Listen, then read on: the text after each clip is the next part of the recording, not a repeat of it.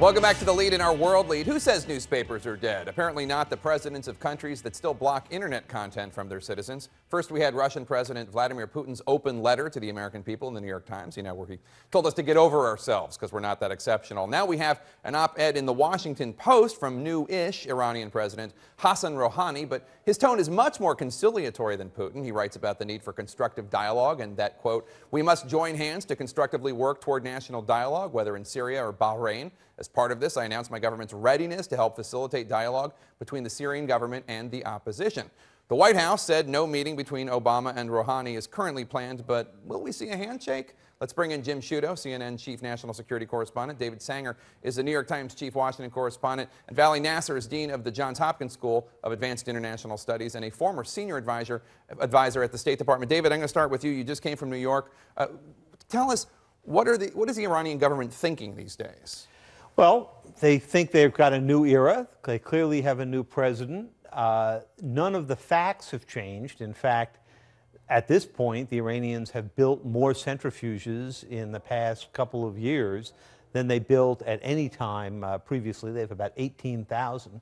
I think the hard question now, Jake, is can you get what the Iranians want, which is a recognition of their right to enrich, and at the same time what the Americans want, which is a reduction in the size of the production capability so that Iran couldn't run for a bomb without giving such long lead notice to U.S. intelligence that they would see that this breakout was happening. And Vali, what do you think? Is it possible? Can there be an arrival at some sort of agreement there? Are the sanctions hurting Iran enough that they're willing to give on the nuclear weapon capability? I think we're far from that sort of a deal right now. That's going to take some time to sort out, and as David says, it's not easy to arrive at.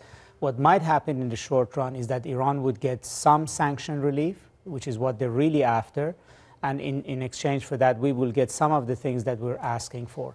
I think the best thing that can happen is that a diplomatic track will actually be established. But that ending in the kind of result we want is not going to be done in the near future. So, Jim, Rouhani also wrote in his op-ed, "We must work together to end the unhealthy rivalries and interferences that fuel violence and drive us apart." Now, we haven't had official diplomatic relations with Iran as a country since 1980 when 52 U.S. hostages were taken hostage at the U.S. Embassy. Is there real change happening here, or is this just public relations? Well, so there's definitely unique and unprecedented outreach.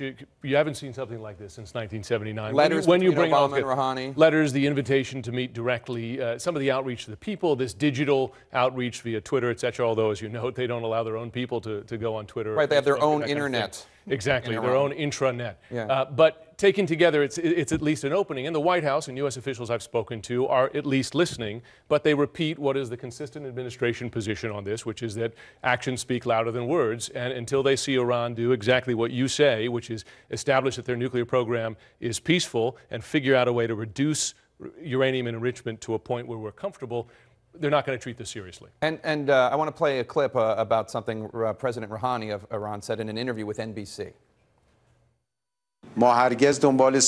We have never pursued or sought a nuclear bomb, and we are not going to do so. We are solely seeking peaceful nuclear technology. So, David, Netanyahu's office issued a statement saying the Iranians are spinning in the media so the centrifuges can keep spinning. Is Iran serious? There's a huge public relations push. Sit down with Ann Curry, all the stuff that Jim detailed, letters with President Obama. Are they willing to give up nuclear weapon capability? As Jim says, they are serious about wanting to get those sanctions off. Now, the next question is, do they understand the sticker shock that's going to come about to get that done?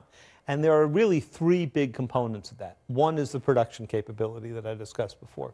The second is that they have never answered the questions that the IAEA, the International Atomic Energy Agency, put to them years ago about evidence that there was work on bomb designs, videos of bombs detonating or detonations of warheads at certain heights, all of those pieces of evidence that this program might have a peaceful and a non-peaceful component.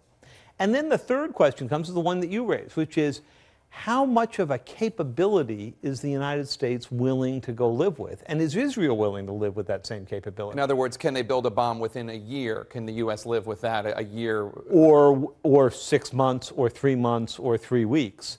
And it's hard to get certainty on that because, as Donald Rumsfeld used to say, you don't know what you don't know. Well, in this case, you don't know what facilities you might be missing. Valley, last question, which is I want to acknowledge that tomorrow is a big deadline for Syria. They are supposed to give an accounting for what chemical weapons they have. You have been critical of the Obama administration in terms of not getting more involved until they ultimately got more involved. You wrote in the New York Times that Americans are justifiably weary of war, but the lesson of Syria is that shrinking from our global responsibilities will only create bigger problems that will eventually raise both the cost and the likelihood of American intervention. Is this a delaying tactic? Is this ultimately going to hurt the United States position more than it helps? Well, of course it's a delaying tactic. I mean, Assad does not clearly want to give up these weapons, and Assad wants to win this civil war, and he's trying to game it so that he can have both of it.